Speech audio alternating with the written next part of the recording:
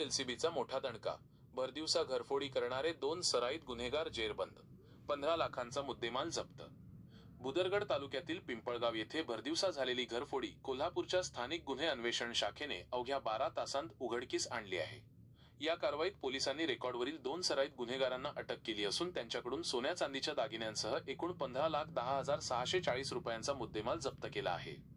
April 12 रोजी महादेव शिवराम चव्हाण यांच्या घरी अज्ञात चोरट्याने कौले काढून घरात प्रवेश करत दागिने लंपास केले होते।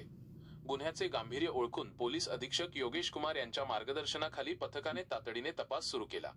सीसीटीव्ही फुटेज आणि गोपनीय माहितीच्या आधारे अविनाश गंगाधर सुतार वय 28 आणि रजत रामचंद्र खिलारे वय 30 दोन्ही राहणार कनान नगर कोल्हापूर हे चोरीचे दागिने विकण्यासाठी जयंती नाला परिसरात येणार असल्याचे समजले।